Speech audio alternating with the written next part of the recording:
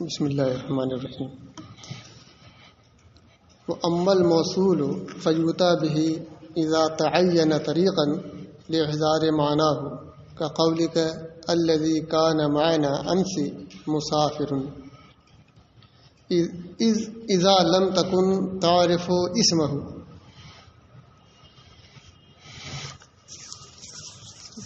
یعنی کہ اسم موصول یہ بھی معارف میں سے ہے، تو وہ کبھی کبھی اس کا بھی استعمال ہوتا ہے. تو اس کا بھی استعمال اسی وقت ہوتا ہے کہ سوائے اس کے اس میں موصول استعمال کرنے کے اور کوئی طریقہ نہ ہو، ہے نا. دیکھیے فیؤتی بھی اسے لایا جاتا ہے، استعمال کیا جاتا ہے اذا تعین طریقا لاحضار معنی ہو، جب کہ اس کے معنی یعنی اس کی ذات کو حاضر کرنے کا سامع کے ذہن میں صرف ایک ہی طریقہ ہو ہے اور کوئی دوسرا طریقہ نہ ہو. جیسے ایک آدمی ہمارے ساتھ ہے، نہیں معلوم کون ہے وہ، لیکن ہے ہمارے ساتھ، ہے نا. کل تھا تو اس کا ذکر آیا تو پوچھا گیا کون تھا، تو کہا وہ جو کل ہمارے پاس ساتھ تھا کوئی مسافر ہے نا، کوئی طالب علم ہے. تو ظاہر بات ہے جب اس کے بارے میں کچھ معلوم نہیں تو ہم ایسی ہی گفتگو کریں گے، ہے نا. تو جو ہمارے ساتھ تھا تو یہ الذی کا معنی موصول ہوا نا. تو صرف یہی ایک طریقہ ہے اس کو اپنے بتانے کا اور کچھ نہیں ہے. وہی دیکھیے کا قول کا ہے الذی کان معنا امس مسافر، وہ جو کل ہمارے ساتھ تھا مسافر ہے نا. اچھا، اس کے بعد کہہ رہے ہیں اذا لم تکن تعرف اسمہ، یہ آدمی کب کرتا ہے؟ جبکہ اس کا نام معلوم نہ ہو، اس کے نام سے واقفیت نہ ہو کون ہے، تب اس طرح کی گفتگو آدمی کرتا ہے. اما اذا لم يتعین طریقا لذلك فیکون لاغراض اخرى. کہہ رہے ہیں کہ کبھی ایسا ہوتا ہے کہ اس معنی کو ادا کرنے کے لیے بہت سے طریقے ہیں، ہے نا. ان طریقوں کے ہوتے ہوئے بھی آدمی اس میں موصول کا استعمال کرتا ہے نا. تو کہہ رہے ہیں ایسے موقع سے جبکہ وہ اور بہت سے اس کے طریقے ہیں تب بھی سے موصول کا استعمال ہوا ہے. تو کہہ رہے ہیں یہ کئی مقاصد کے لیے استعمال کیا جاتا ہے نا. وہ دیکھیے کئی مقاصد نیچے بتا رہے ہیں. فیکون لاغراض اخرى، تو یہ کیا ہوتا ہے؟ کئی اغراض و مقاصد کے لیے استعمال ہوتا ہے. نمبر 1 کالتعلیل، جیسے تعلیل کے لیے. تعلیل کے معنی علت بتانا، وجہ بتانا، ہے نا. اچھا، مثال ہے ان الذین آمنوا وعملوا الصالحات کانت لهم جنات الفردوس نزلا. بے شک جو ایمان لائے وعملوا الصالحات اور اچھے عمل کیے، کانت لهم تو ان کے لیے ہے جنات الفردوس، فردوس کی باغ کا باغ. فردوس کا جنت مانے فردوس کے باغات، بلکہ جنات ہے نا. نزلہ مہمانی کے لیے، نزل مہمانی. کیا اس میں کیا کہا گیا کہ جو ایمان لائے اور اچھے عمل کیا ہے نا، ان کے لیے کیا ہے؟ فردوس کے باغوں میں ان کی مہمانی ہوگی، ہے نا. تو جنت میں مہمانی کا ہونا ہے نا، مہمان بننا، اس کی وجہ کیا ہے؟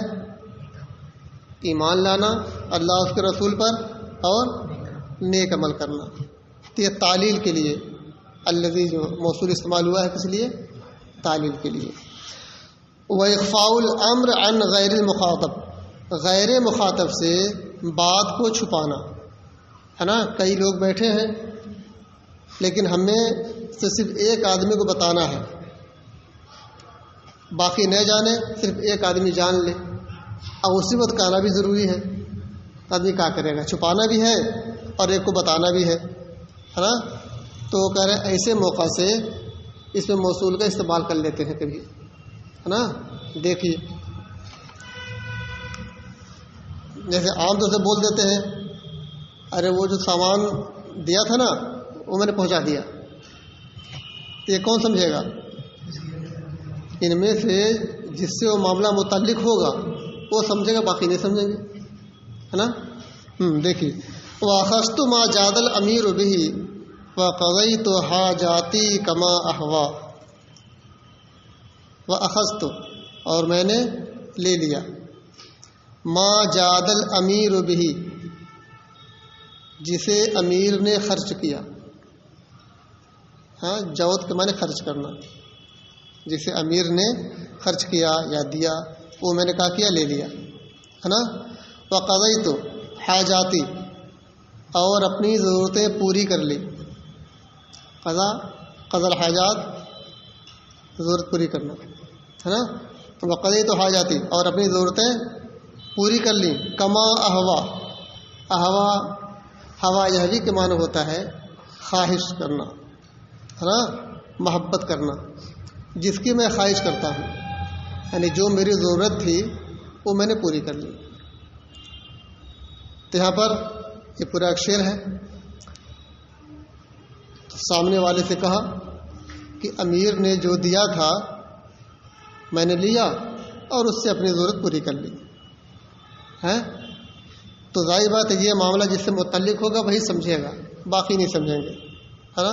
تو یہ اخفاء امر ہوا. ہمارا کام بھی چل گیا، بات بھی بن گئی.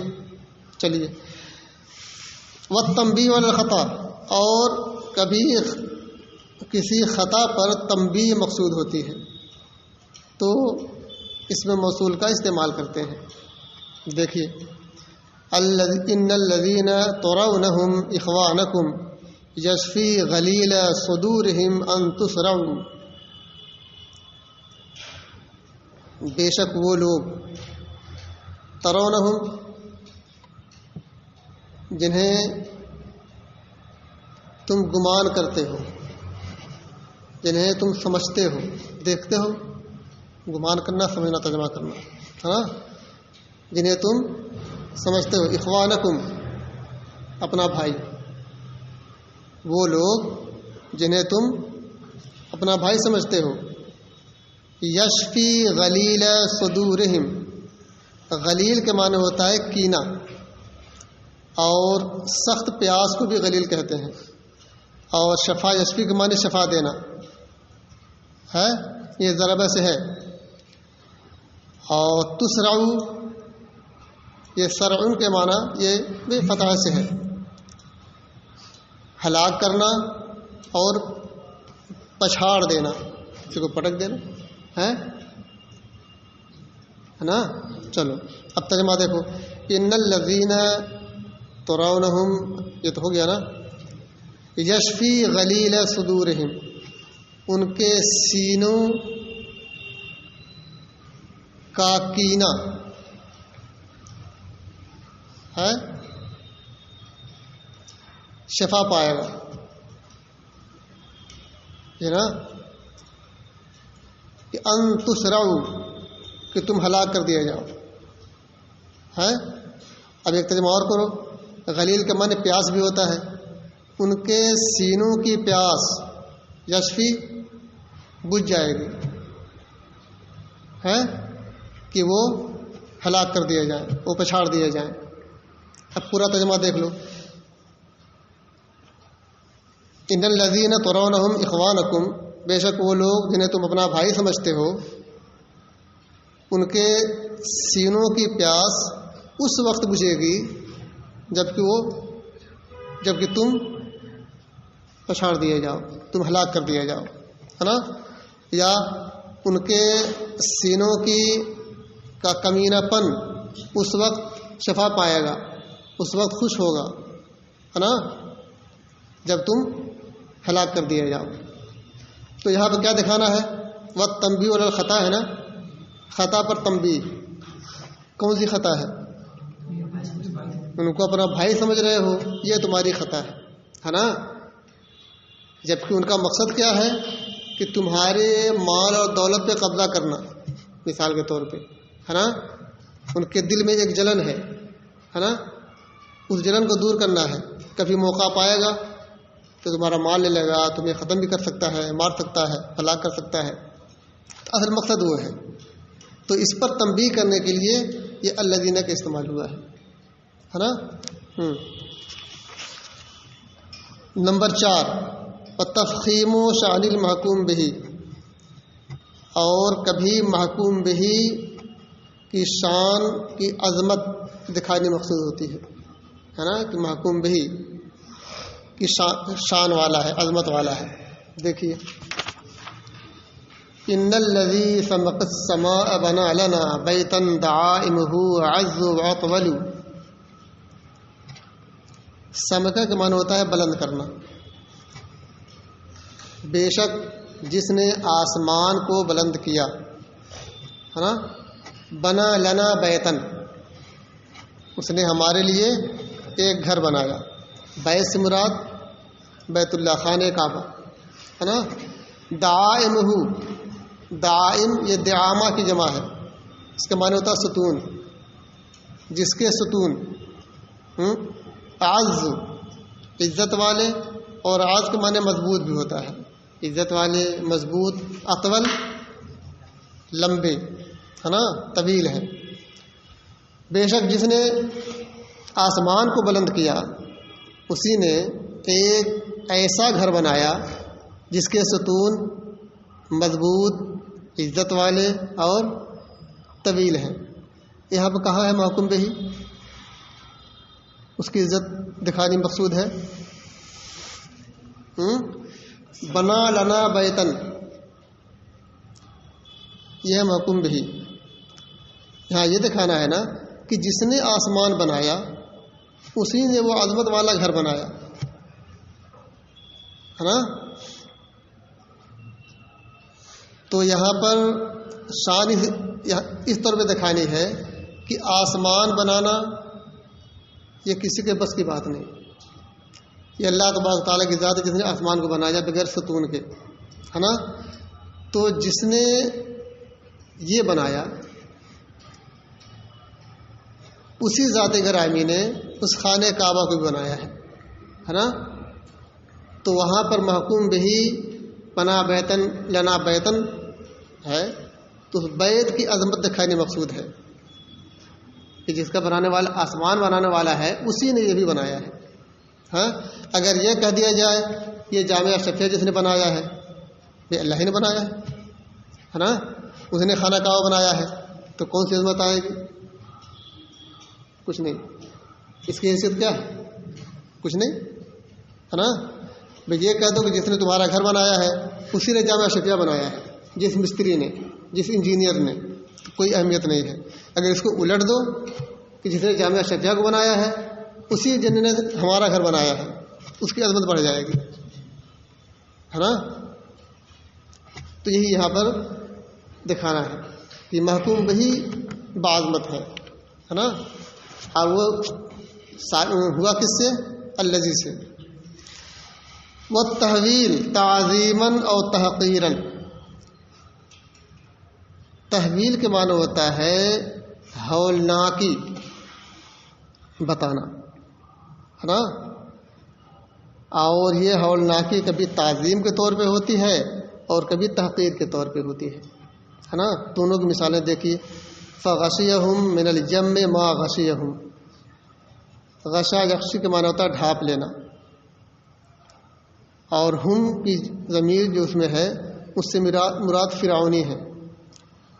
فرعونیوں کو اللہ تبارک تعالیٰ نے غرق کر دیا تھا دریا نیل میں، ہے نا. تو ہی دکھانا ہے.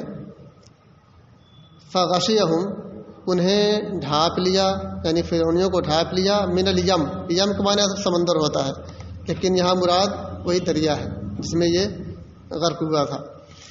ما غشیہم، جس چیز نے اسے ڈھک لیا. کہ جو ماں یہاں آیا ہے یہ ماں اسی لیے ہے کہ جس پانی میں وہ غرق ہوا، اس، ہے نا، وہ پانی کتنا اہم تھا، کتنا عظیم تھا، اس پانی نے ڈھک لیا۔ اور دوسری مثال دیکھیے، لم یدر حقیقت الحال قال ما قال، یہ تحقیق کی مثال۔ لم یدر حقیقت الحال، من لم یدر، جس نے حقیقت حال نہیں جانا، یا یہ کہو جسے حقیقت حال نہیں معلوم، قال ما قال، کہا جو کہا۔ کا مطلب کسی کو کوئی حقیقت نہیں معلوم ہے نا، سن لیا کہ فلاں کو مار دیا ہے، شروع ہو گئے الٹا پلٹا کہنے، لیکن یہ نہیں معلوم کہ مارا کیوں، ہے نا۔ جب حقیقت حال معلوم ہو جاتی ہے تو آدمی خاموش ہو جاتا ہے، اب ویسے نہیں الٹا پلٹا بولتا رہتا ہے۔ وہی ہے کہ لم یدر حقیقت الحال، من لم یدر حقیقت الحال، جسے حقیقت حال نہیں معلوم تو وہ جو چاہے کہے، جو چاہتا ہے کہتا ہے نا۔ تو یہاں پہ ماں کس لیے ہے؟ تحقیر کے لیے، بس جو چاہے کہے، الٹا پلٹا کہتا رہے، گالی بھاڑی دیتا رہے۔ والتحکم، اور کبھی تحکم کے لیے ہوتا ہے۔ تحکم کا معنی ہوتا ہے مذاق اڑانا، ہے نا۔ دیکھیے، یا ایھا الذی نزل علیہ الذکر انک لمجنون، جب رسول کریم صلی اللہ تعالی وسلم پر وحی نازل ہوتی تو یہ صحابہ کرام کو سناتے، اور اس کے ذریعے سے کفار کو بھی معلوم ہوتا تھا کہ ہاں یہ ان پر نازل ہوا ہے، یہ وحی نازل ہوئی ہے۔ تو اس کی وجہ سے کفار نعوذ باللہ رسول کریم صلی اللہ علیہ وسلم کو مجنون کہتے تھے کہ پاگل ہے نا، الٹی پلٹی باتیں کرتا رہتا ہے۔ تو بجائے یہ کہنے کے کہ محمد بن عبداللہ مجنون ہے نا، یا جو نبوت کا دعویٰ کرتا ہے وہ مجنون ہے، یہ سب نہیں کہا، بلکہ انداز کیا ہے، الذی نزل علیہ الذکر، وہ شخص جس پر قرآن نازل ہوا، اپنے کو کہتا ہے کہ ہم پر قرآن نازل ہوتا ہے، وہی نازل ہوتی ہے، یہ بھی کبھی مذاق اڑانے کے لیے کہتے ہیں، ہے نا۔ جیسے کوئی شخص دعویٰ کرے یا امید رکھتا ہے کہ ہم فلاں ادارے کے مینیجر ہو جائیں گے، ہے نا، اور اس کے بعد اپنا تیور دکھانا شروع کرتا ہے، تو آدمی کہتا ہے کہ ارے وہ جو ناظم صاحب ہے نا ابھی ہوئے نہیں ہیں، ہے نا، لیکن ہم کہتے ہیں وہ ناظم صاحب ہے نا وہ ایسے کہہ رہے تھے، تو آدمی سمجھ جاتا ہے کہ ناظم کا مطلب یہاں پر وہی ہے جو ابھی امید لگائے ہوئے ہے۔ تو وہی یا ایھا الذی نزل علیہ الذکر، اے وہ شخص جس پر قرآن نازل کیا گیا ہے نا، ذکر کے معنی قرآن، انک لمجنون، بے شک تو مجنون ہے۔ تو یہ مذاق اڑانے کے لیے ایسا کہا ہے نا۔ اچھا،